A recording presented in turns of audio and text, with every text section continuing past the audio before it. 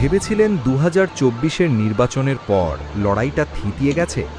আপনি যা দেখছেন তা স্রেফ হিমশৈলের চূড়া মাত্র। পর্দার আড়ালে এমন এক দাবার বোর্ড সাজানো হয়েছে যেখানে আপনার একটা ভোট বা একটা জনসভা কোনো ম্যাটারই করে না। 1 লক্ষ কোটি টাকার একটা বিদেশি ফান্ডিং যখন আপনার দেশের স্থিতিশীলতাকে তছনছ করার জন্য বর্ডারের ওপারে অপেক্ষা করছে, তখন নরেন্দ্র মোদী এবং অমিত শাহ এমন 5টি চাল চেলেছেন যা 2029-এর রেজাল্ট আজকেই লিখে দিতে পারে। আগামী 5 মিনিটে বুঝে যাবেন কিভাবে আপনার অগোচরেই বদলে যাচ্ছে ভারতের মানচিত্র ও সংবিধান। দেশ যখন নানা বিতর্কে উত্তাল, লোকসভা ও রাজ্যসভা কোথাও যখন বিজেপি পূর্ণ সংখ্যাগরিষ্ঠতায় নেই, সাধারণ মানুষের ধারণা বিজেপি এবার কোণঠাসা। কিন্তু এটাই সেই ডোপামিন গ্যাপ যেখানে আপনার এক্সপেকটেশন আর রিয়ালিটির মধ্যে আসমান জমিন তফাৎ। আপনারা দেখছেন দেশ জুড়ে অস্থিরতা, কিন্তু এই অস্থিরতার প্রতিটি সেকেন্ডকে মোদী অমিত শাহ জুটি ব্যবহার করছেন 2029-এর ভিত্তিপ্রস্তর স্থাপনে। এই ভিডিওটি স্রেফ রাজনৈতিক বিশ্লেষণ নয়, এটি একটি জিওপলিটিক্যাল ডিকোড। আপনি যদি মনে করেন দিল্লিতে কি হচ্ছে তাতে আপনার কিছু যায় আসে না, তবে জেনে রাখুন বিদেশের প্রভাবে যদি দেশে দাঙ্গা তৈরি হয় তবে তার প্রথম প্রভাব পড়বে আপনার পকেটের উপর। যে কোনো গণতন্ত্রে রাজনৈতিক লড়াই মানে শুধু জনসমর্থন নয়, এটি আসলে অর্থের লড়াই।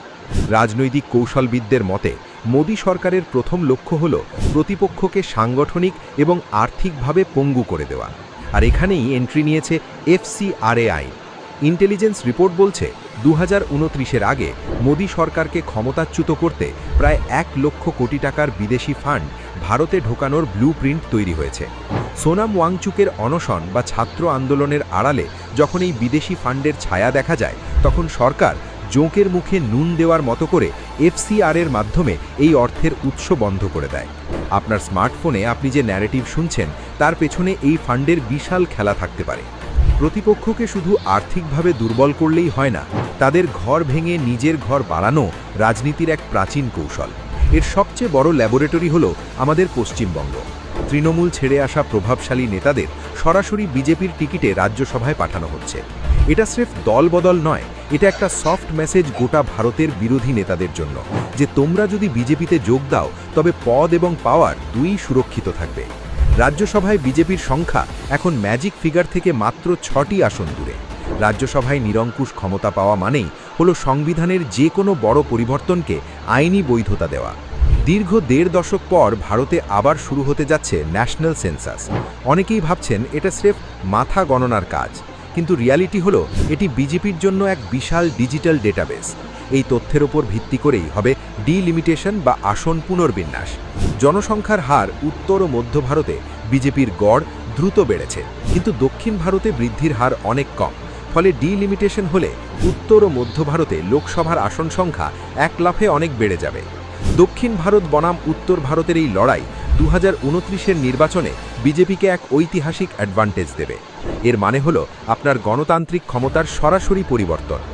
যে কোনো নির্বাচনে বড় কোনো সামরিক সাফল্য ভোটারদের সেন্টিমেন্ট বদলে দেয়। 2029-এর আগে POK বা পাকিস্তান অধিকৃত কাশ্মীর নিয়ে এক বিশাল পরিকল্পনা তৈরি হচ্ছে। পাকিস্তানের দখলে থাকা কাশ্মীর আজ নরক। গোয়েন্দা সংস্থাগুলো এই সুযোগকে কাজে লাগিয়ে POKের মানুষের মধ্যে ভারত ভক্তির ন্যারেটিভ তৈরি করছে। যদি 2029-এর আগে POK ভারতের মানচিত্রে চলে আসে, তবে দেশ জুড়ে যে জাতীয়তাবাদের ঢেউ উঠবে তার সামনে বিরোধীরা খড়কুটোর মতো উড়ে যাবে। আর এর সাথেই আসবে এক দেশ এক ভোট। দুটি নির্বাচন একসঙ্গে হলে মোদি হাওয়ার নিচে স্থানীয় সমস্যাগুলো চাপা পড়ে যাওয়ার সম্ভাবনা 99%।